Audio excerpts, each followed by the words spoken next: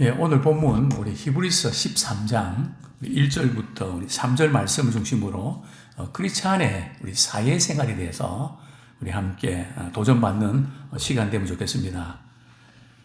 예, 오늘 히브리서 강의 64번째 이렇게 강의 시간이고 히브리 13장이 이제 마지막 장인데요.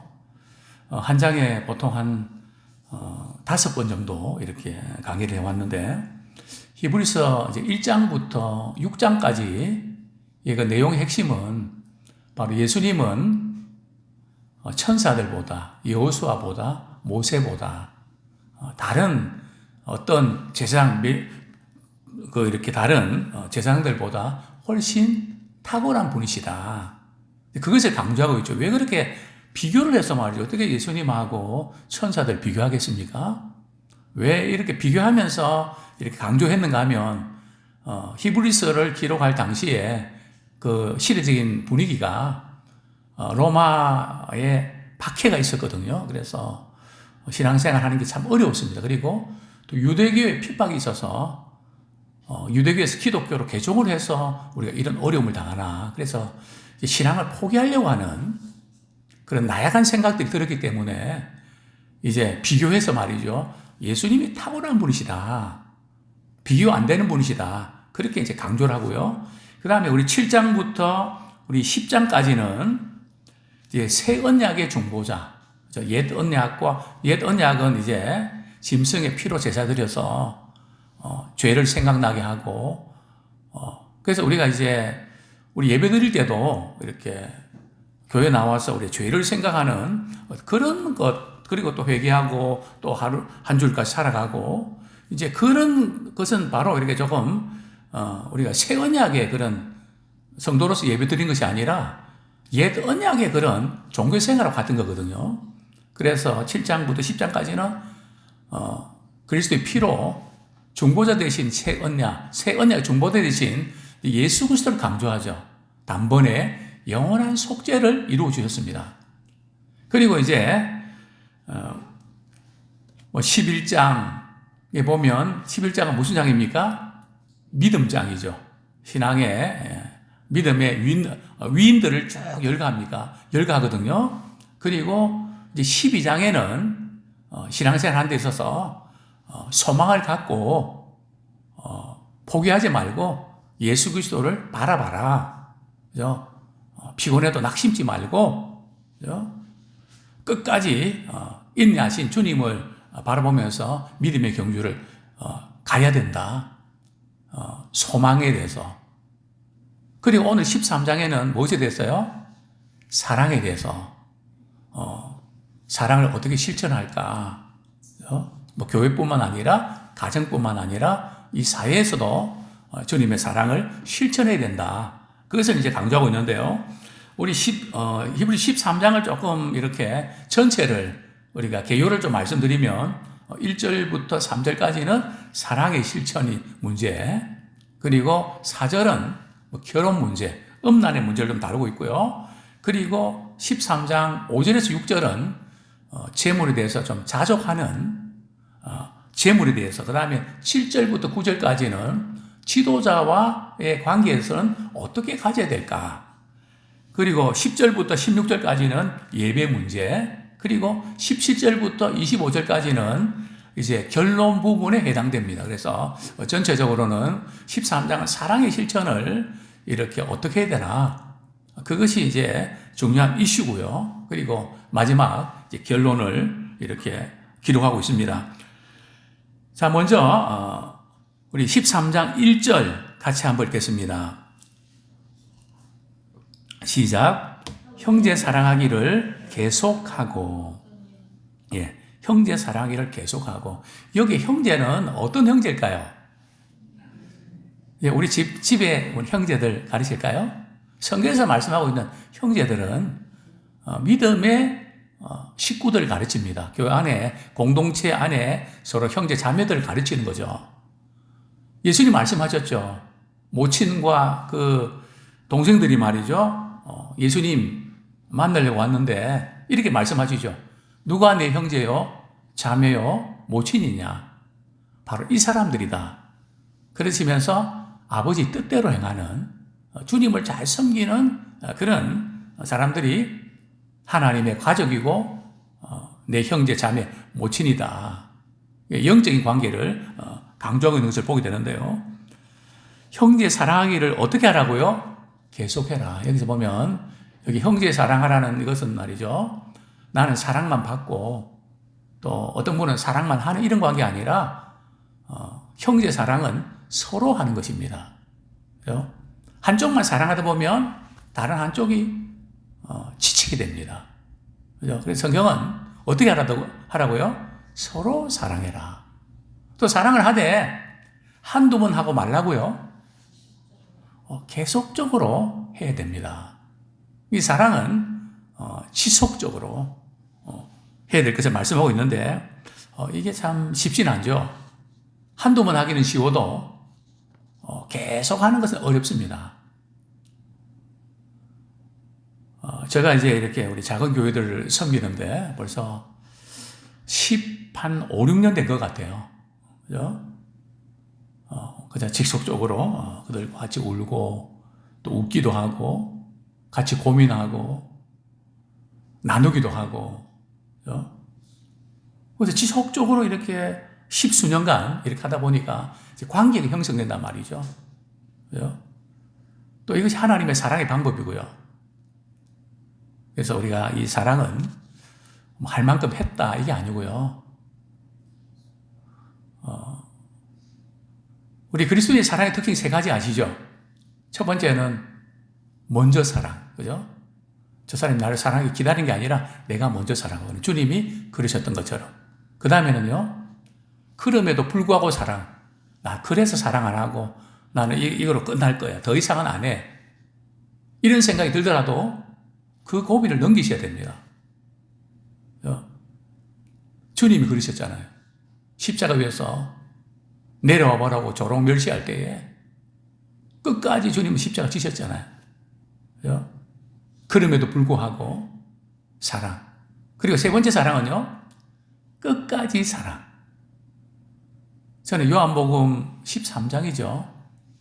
예수님께서 이제 제자들과 최후의 만찬을 하시면서 이제 제자들의 발을 씻기시는데요. 예수님은 가룟유다가 배반할 것을 아셨습니다. 또 베드로가 3번씩이나 부인할 것도 아시고요. 제자들은 다 도망칠 것을 아셨습니다. 그거 다 알면서 말이죠.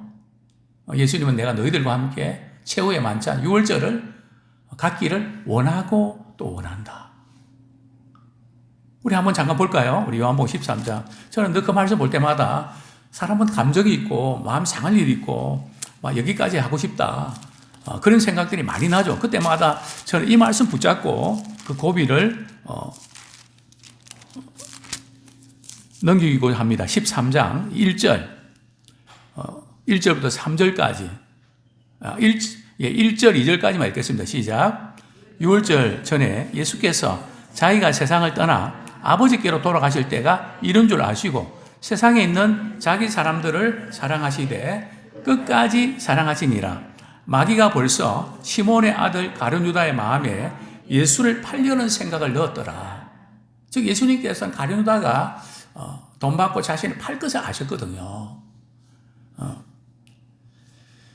그리고 이제 뒷부분에 보면 이제 베드로가 부인할 것도 아시고, 그걸 아시면서 예수님이 뭐라고 말씀하셨습니까?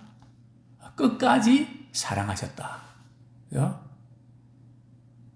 사랑의 열매는 금지할 법이 없다 그랬거든요. 뭐 때문에 나는 이렇게 사랑 못해. 딱 이렇게 차단되면 안 된다는, 사랑의 누전, 사랑에 차단되면 안 된다는 거죠. 그렇습니다. 사랑은 계속해야 되는데, 그러면 우리가 이 근원, 우리 감정적으로 그렇게 할 수 있나요? 우리 예수님께서 그 사랑을 보여주셨고, 우리 하나님께서 우리를 그렇게 사랑하셨습니다. 저는 늘 아까 불렀던 복음성가 왜 날 사랑하나, 참 그 찬양 부를 때마다 왜 날 사랑하나, 왜 날 사랑하나, 그 사랑에 감격해서 울고 싶은, 왜 나 같은 사람을 주님이 사랑하시는가? 사랑하실 이유가 하나도 없는데 왜 날 사랑하나? 왜 날 사랑하나? 참 그런 부분 때문에 많은 도전 받는데요. 요한복음 13장 34절. 우리가 이제 끝까지 사랑해야 될 근거.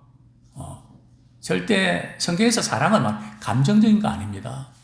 감정이 생길 때까지 보류했다가 사랑하는 감정이 생기면 사랑하는 게 아닙니다. 어떤 분은 그렇게 이야기하더라고요. 그거 위선 아니에요? 사랑에 감정도 없는데. 성경적인 사랑은 말이죠. 우리의 감정이 생겨서 사랑하는 게 아니라 주님이 그렇게 사랑하시기 때문에 우리가 의지적으로 사랑합니다. 의지적으로 사랑하다 보면 감정적인 사랑은 한참 후에 뒤따라오기도 합니다. 그러나 감정이 생길 때까지 사랑을 보류하면요, 그만큼 손해입니다. 감정 안 생기거든요. 점점 더 미워지고 점점 더 멀어집니다. 우리 인간의 본성인데요. 요한복음 13장 34절 같이 읽겠습니다. 시작. 새 계명을 너희에게 주노니 서로 사랑하라. 내가 너희를 사랑한 것 같이 너희도 서로 사랑하라. 내가 너희를 사랑한 것 같이 너희도 서로 사랑하라. 우리는 항상 나와 너의 관계를 생각합니다. 내가 당신한테 어떻게 했는데 당신이 나한테 그럴 수가 있어. 물론 사람인지라 그거 따지는 거 당연합니다. 그러나 주님이 우리에게 요구하신 것은 그 차원을 넘어서 말이죠. 내가 너희를 어떻게 사랑했니? 너희 죄를 내가 다 담당하고 십자가에 못 박혀서 너희 죄 문제를 다 해결해 줬잖아. 아무 조건 없이, 아무 자격 없이 사랑해 줬잖아. 내가 너희를 사랑한 것처럼 사랑하는 아내를, 사랑하는 남편을, 자녀를, 부모님을, 성도들을 그렇게 사랑할 수 없겠니? 그래서 우리의 사랑의 차원은 내 감정 유지에, 내 마음에 들고 안 들고 그게 아니라 주님이 나를 사랑한 것처럼. 근데 우리는 그게 잘 안 되잖아요. 그럴 때마다 저는 이렇게 수습을 합니다. 누군가 미워지고 사랑하는 마음이 생기지 않을 때 이 말씀 기억합니다. 내가 너희를 사랑한 것 같이 너희도 사랑해라. 가까운 형제를 사랑하지 못하고 하나님이 사랑한다는 말은 그게 진짜냐 가짜냐. 요한일서 이렇게 뭐라고 말씀하셨습니까? 가짜라 그랬거든요. 어떻게 보이는 사람도 사랑 못하는데 보이지 않는 하나님을 사랑한다고 말할 수 있니? 그건 말이 안 되는 거야. 그럼 어떻게 해야 되지? 사랑해야 되겠네요. 제 마음 풀어야 되겠네요. 3번 생각하면 답이 나온단 말이죠. 답이 나오면 그렇게 해야죠. 답은 나오지만 우리는 그래도 그렇지 하고 또 세면 안 된다는 거예요. 답이 나왔으면 그대로 해야 되는 거예요. 그렇습니다. 우리는 하나님의 사랑을 받았기 때문에 그 사랑을 나눠주는 거예요. 그러니까 아무리 내가 사랑을 베풀어도 자랑할 게 없죠. 늘 사랑을 하면서도 미안하고, 늘 아쉽고, 그런 거죠. 자, 교회 공동체에서 이렇게 서로 사랑해야 될 이유가 뭘까요? 신앙이 약해진 성도들이 교회 안에 있거든요. 참 낙심되고, 좌절되고, 정말 삶의 의욕을 상실한 그런 분들이 누군가 따뜻한 말 한마디, 그 사랑의 위로와 그 격려를 통해서 힘을 얻게 되죠. 그리고 이제 믿음이 회복되게 됩니다. 그래서 우리가 주일날 교회 올 때 우리 꼭 2가지를 우리가 생각하시면 됩니다. 첫째는 우리 하나님께 감사 예배를 드리고 하나님께 영광 돌려드리는. 2번째는요, 하나님 오늘 저를 통해서 사랑이 필요한 사람을 만나게 해주셔서 하나님의 사랑을 흘려보내게 해주십시오. 그래서 저는 저희 교회 오신 분들 부족하지만 참 사랑의 감동을 끼치고 섬기려고 무척 애를 씁니다. 한번 저희 교회에 발을 붙이고 오신 분들 그냥 안 보내고 어떻게 하면 저분들에게 정말 주님의 사랑을 조금 나눌 수 있을까? 참 그러지 못해서 늘 안타까움이 많지만 말이죠. 그렇게 하려고 노력합니다. 그래서 늘 만남 후에 그런 이야기 합니다. 목사님 참 사랑 많이 받고 갑니다. 참 감동입니다. 그때마다 저는 보람도 느끼고 기쁨 느낍니다. 그죠? 우리가 이 형제 사랑을 계속 우리 흘려보내는 우리가 되기 원합니다. 초기 기독교 공동체 문헌에 의하면 당시에 그 성도들이 말이죠, 이 대접의 훈련이 잘 되어 있는 것을 우리가 보게 되는데요. 그러면서 이런 기록이 있습니다. 그리스도인의 이름을 지닌 모든 나그네들은 그것으로 환대를 받을 수 있는 권리를 가진다. 기독교는 끈끈한 형제를 가지고 있기 때문이다. 그리고 그것 때문에 성장했다. 형제라는 이름은 형식적으로 부르는 것이 아니라 실제로 사실을 생생하게 나타냈다. 그리스도인들은 어디를 가든지 동료 그리스도인들의 공동체 안에서 환영과 환대를 받았다. 그래서 너희들이 서로 사랑하면 세상 사람들이 너희가 내 제자인 줄 알 거다. 이렇게 말씀하셨는데요. 자, 두 번째로 우리가 손님을 대접해야 합니다. 우리 본문 2절 말씀 같이 읽겠습니다. 시작. 손님 대접하기를 잊지 말라. 이로써 부지 중에 천사들을 대접한 이들이 있었느니라. 1세기 때 말이죠. 그 여관에 대해서 누군가 기록으로 남긴 그 글을 제가 본 적이 있는데요. 그 당시에 이 여관은 비도덕적이고 비위생적이고 또 이렇게 방값이 얼마나 비쌌는지 모릅니다. 그래서 복음 전하다가 또 신앙의 박해 때문에 집을 떠나야 되고 집을 잃은 또 직장을 잃은 분들이 많이 생겼거든요. 그래서 사도행전에 보면 자기의 이렇게 소유를 팔아서 어려운 사람들에게 나눠주고 그게 좀 특수한 그런 문화에서 생긴 거거든요. 지금 우리의 이 문화에서 그걸 그대로 적용하는 데는 문제가 있습니다. 근데 그걸 갖다가 지금 저 윗동네에서 지금 적용을 하고 있잖아요. 사회주의와 공산주의들이 그걸 이렇게, 그러나 실제 성경은 그런 의미가 아니거든요. 자유재산을 인정하고 그 가운데 사랑으로 그때 케이스 바이 케이스로 팔아서 나눠주기도 하고 위로하고 격려했거든요. 자, 어쨌든 그 당시에 이런 성도들이 여행할 때 잘 때가 마땅치 않거든요. 그러면 성도들끼리 아름아름해서 이제 부산에 가면 어느 성도님 가정 연결해서 그 집에서 이렇게 며칠 묵고 또 따뜻한 식사 대접도 받고 또 어떤 데는 선물도 받고. 제가 이전에 말이죠, 미국에 이제 안식년을 제가 목회하면서 딱 한 번 이렇게 가졌거든요. 그런데 저는 선교사님을 만나고 사람 만나는 걸 좋아합니다. 그래서 미국 가서 다들 갔다 오는 그랜드 캐년도 못 갔다 오고 뭐 사람 만나보니 시간이 다 가버리더라고요.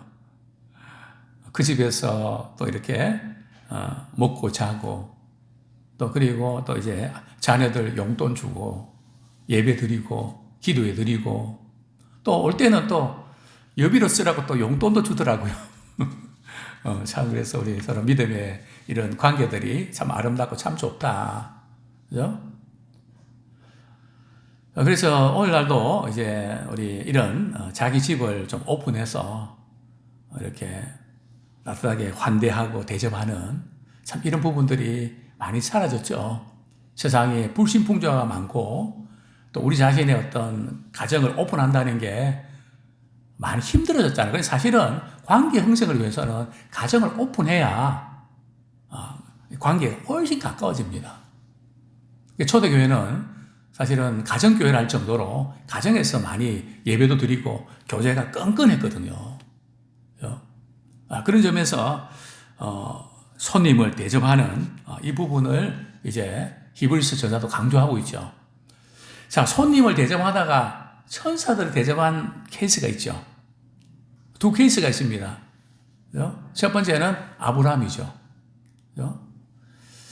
아브라함이 이제 어느 날 말이죠. 날씨가 참 뜨거운 날이었습니다. 창세기 18장에 보면 근데 맞은편에서 세 사람이 지나가고 있는 겁니다. 근데 아브라함이 이제 가만히 세 사람을 바라보면서 말이죠. 대접하고 싶은 마음이 생겼습니다. 그래서 달려갑니다. 그죠? 그리고 엎드려 절을 합니다. 그리고 우리 집에 이제 초대합니다. 그래서 맛있는 떡과 그냥 짐승들 이렇게 양을 잡아서 말이죠. 대접을 합니다. 근데 알고 보니 천사들이었습니다. 이 사건 때문에 아브라함과 사라가 말이죠. 굿 뉴스를 듣게 되죠. 어떤 뉴스입니까? 내년 이맘때에 사라가 아들을 낳겠다. 내년 이맘때. 그죠? 그리고 소돔 고모라가 멸망할 것을 예고하죠. 그래서 아브라함이 중보기도 하면서 50명에서 말이죠. 계속 내려가지 않습니까? 중보기도 하는 그런 장면. 부주 중에 천사들을 만나는 롯도 말이죠.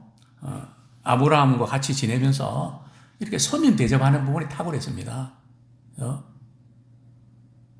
엎드려 절을 하고 참 극진히 대접하고 그래서 이 천사를 통해서 말이죠. 소돔 고모라가 멸망할 것을 예고받죠.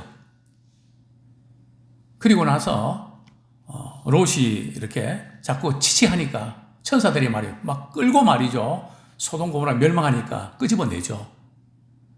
이 사건. 자, 예수님께서도 이렇게 우리에게 말씀하셨습니다. 마태복음 25장 우리 35절에 보면 이제 양과 염소의 비유 마지막 날 양과 염소로 갈라지는데요. 오른쪽 왼쪽으로 갈라지는데 예수님께서 이런 말씀을 하셨죠. 마태복음 25장 35절 같이 한번 읽겠습니다. 시작. 내가 줄일 때에 너희가 먹을 것을 주었고 목마를 때에 마시게 하였고 나그네 되었을 때에 영접하였고. 그러니까 나는 그렇게 한 적이 없는데요. 그런 거 없는데요. 지극히 작은 자 한 사람이 한 것이 곧 내게 한 거다. 주님 이렇게 말씀하셨죠. 그렇습니다. 당시에 숙식도 구하기 어렵고 여러 가지 어려운 그런 시대적인 상황 속에서 따뜻한 이 환대, 집에서 이렇게 사람을 섬기는 이런 부분들 하나님이 기뻐하시는 일이기 때문에 관심 가져야 됩니다. 그래서 예를 들어서 어떤 선교사님 오셨다 그러면 저희 집에 좀 모실게요. 제 집에서 좀 이렇게 섬기도록 하겠습니다. 뭐 그런 일들도 대단히 중요하죠. 여기서 이 나그네는 말이죠.